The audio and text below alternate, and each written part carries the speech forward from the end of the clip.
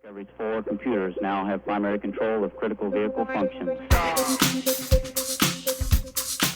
All right, everyone, welcome to today's ASRG webinar. But before we get started, I'd like to tell you a little bit about ASRG and get some of the legal stuff out of the way. ASRG is a nonprofit organization founded to support the development of the automotive security industry.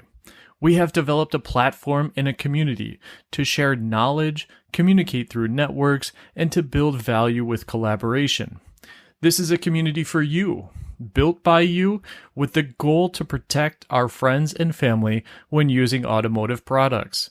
If you want to learn more about ASRG or get more involved, please visit our website at www.asrg.io or send us an email at hello@asrg.io. Before we jump into the presentation today, let's get some of the legal stuff taken care of. The views and opinions expressed in this webinar are the views of those that have made them. They do not represent views or opinions of ASRG and are to be considered as informational. The use of this information is to be used by the individual and/or organization at their own risk. Hello everyone, my name is Jani Kovacs and I welcome you to ASRG's webinar Vulnerability Disclosure 101 to not get the messenger killed.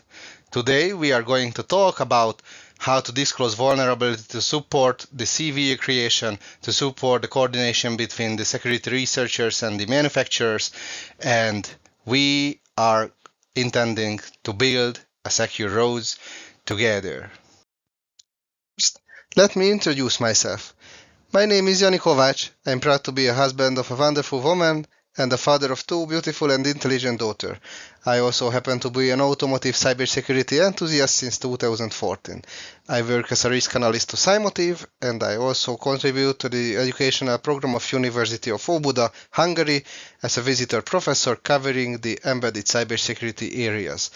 I'm a member of ASRG Vulnerability Management Technical Committee and the creator of the Dimitri project, which is an educational game focusing on the diagnostic and XCP vulnerabilities of ECUs, and it is supported by the storyline of a fictive Eastern European universe. You can find the QR code on the slide, and I encourage you highly to try out this game. I also own industrial certifications covering the cybersecurity, software development, and testing areas of the field of my expertise. Let me also introduce CYMOTIVE. CYMOTIVE is an automotive cybersecurity company founded in 2016 by leaders of Israel Nationality Service. We provide a full lifecycle smart mobility platform, and we have a global footprint, including the partnerships both in Israel, North America, Europe, and in Asia. We have a growing workforce of 2,030 employees approximately, of which 85% are cybersecurity experts. We are also proud to be the selected cybersecurity partner of Volkswagen Group. And let me talk about today's agenda. First, we are going to meet with the ASRG disclosure programs. How is it beneficial to the security researchers? How is it beneficial for the manufacturers? Then we will talk about how to get to the ASRG disclosure program.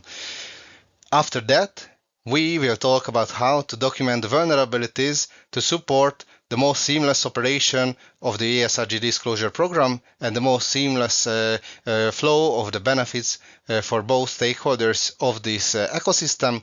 And then, just to avoid the strictly theoretical presentation, we will take a real-world example, and we will use this real-world example to show you what are the necessary content for such vulnerability disclosure documentation to support this kind of operation. What is ASRG Vulnerability Disclosure Program? This project supports the responsible disclosure when the direct communication with the manufacturer is not available for the security researchers for some reason, or the manufacturer is not responsive after the first or second contact. we as ASRG meant to be the entry points to the OEMs.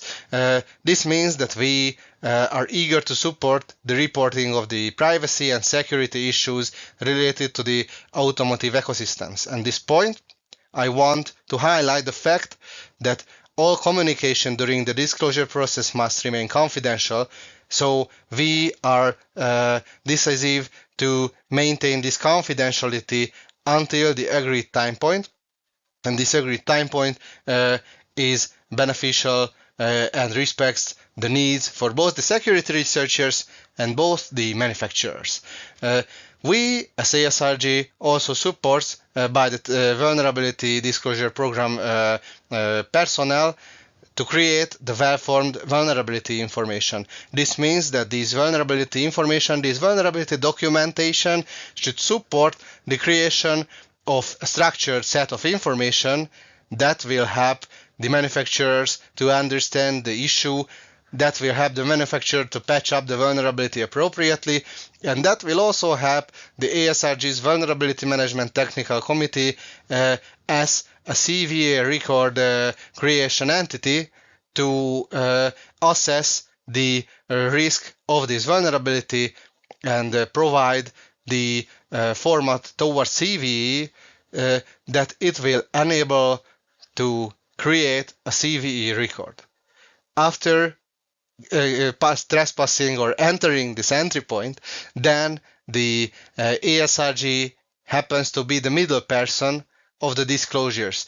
This means that we relay the vulnerability information between the security researcher and the manufacturer, and we are also support the alignment of the timeline, which is mutually beneficial for both parties.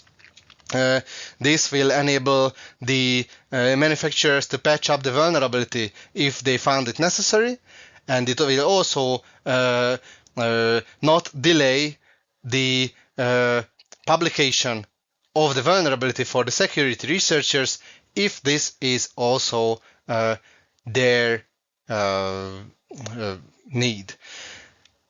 ASRG also make the extra steps to reach the OEM if they are unavailable or unresponsive, and ASRG push towards the ethical and legal ways of disclosure. That is also the main need of both parties, I must say. And then the disclosure program supports the finding the best way to publish this vulnerability. This sets a common ground for the details of the publication, what are the information to be included, what are the information to be decided to be secretive in the future as well. And ASRG supports the giving the full credit to the originator, so the security researchers won't miss any benefit that they will gain after their fruit of their work. After that, as a final phase, the ASRG Vulnerability Management Technical Committee, as I said before, will get a CVE record for the vulnerability, which is a big thing for the security researcher to be achieved, I must say. How to get to the ASRG Disclosure Program? First, you need to compose the documentation required, and the documentation we are going to talk about in the later, to get to the program and to let ASRG and the OEM appropriately process this kind of information. Then you need to encrypt the information using the PGP key found at the asrg.io/disclosure, and you find the QR code in the slide that will lead you directly to this page. Then, when you did the encryption of this information, please be so kind to send the information to the following email address, security@asrg.io. Then the cooperation starts with the ASRG Vulnerability Management Technical Committee, and we will support you to the way to responsible and legally disclose the vulnerability you just found. And what do you need to include in this vulnerability documentation to deliver the message as intended and to deliver the message to benefit both your goals and both the manufacturers? First, we need the information on the affected components. what is the name of the affected component, how can we identify it, and how can the manufacturer identify it without any doubt. Then, what is the service, the product with the versioning, if it's possible, that is affected by the vulnerability, that contains the vulnerability, that introduced the vulnerability, and what is the vendor information to let the manufacturers appropriately identify even the supplier, if any supplier is involved, for example, for the creation of an ECU, just like the example we are going to examine. So these are about the information on the affected components. Next, we need the information on the exploit. We need, for example, first, the attack surface description. The attack surface description is important to let us assess the accessibility of the attack surface. Let us assess that how is it hard to connect to the attack surface introducing this vulnerability. Then, what are the steps required to exploit? What are the steps necessary to undertake the successful attack? And after that, we need to know that what is the tool chain required to this exploit. What are the tools? What are the software tools? What are the hardware tools? And after that, last but not least, we need to know the effect of the exploitation experienced or even extrapolated. What do I mean by that? Of course, at this point you might get the idea that we need to assess the risk, and the manufacturer also needs to assess the risk. For that, we need to know that what is the probability, feasibility, and what is the impact of the successful exploit. Of course, as an independent security researcher, you might have the situation that you are not able to be aware of all the effect of the exploitation, because you just simply don't know the affected components in its full spectrum. But that's not a problem. Please also be so kind to include your extrapolation of the possible effects that you can imagine, knowing your set of information about the affected components that you at this point gathered during the exploitation process. And lest us stick to the theoretical part of this conversation, let's take a real-world example, the Harman Kardon Uconnect vulnerability that was discovered by Chris Walasek and Dr. Charlie Miller, and it is the ground zero exploitation we talk about for years now. So it's at this point I hardly think that this will be any novelty for any of you, but I think this is still a good example because the documentation is really good and really self-explanatory.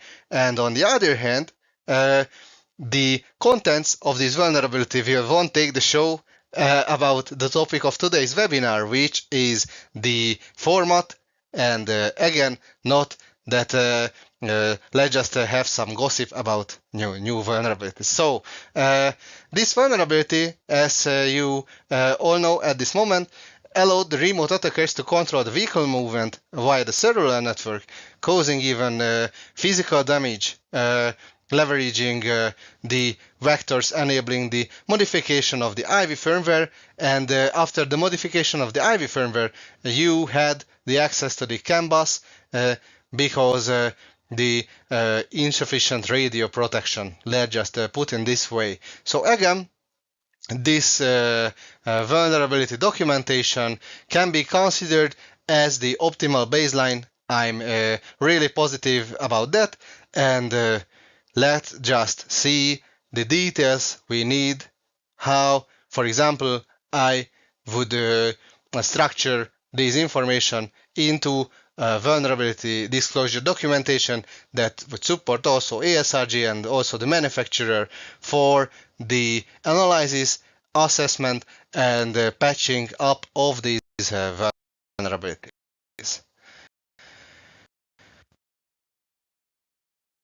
Let's just see that how this Uconnect vulnerability documentation contained the information we need, for example, in the ASRG Vulnerability Disclosure Program. First, it contained the information on the affected components. First, the vehicle type, which was the FC Jeep Cherokee Limited of model year 2014. Then it contained the network architecture. This network architecture is really informative to us because this way we have ideas about the accessibility of the attack surfaces, the accessibility of each component important for this vulnerability. Next, the cybersecurity features of the vehicle were also enumerated. For example, the adaptive cruise control, the lane departure warning, and so on.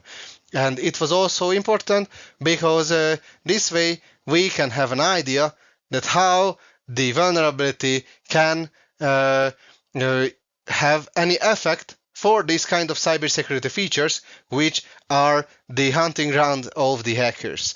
Then the affected vehicle component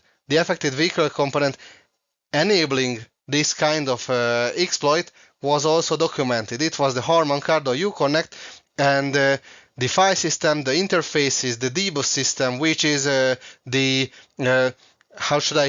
remote diagnostics system of the vehicle, and the V850 integrated circuit, which was the integrated circuit, the microcontroller which had the firmware modified and which in the end enabled the access of the local CAN bus also.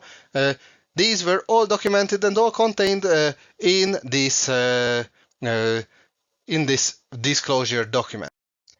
And let's see the information on the exploit that the documentation of the Uconnect vulnerability disclosure provided for us.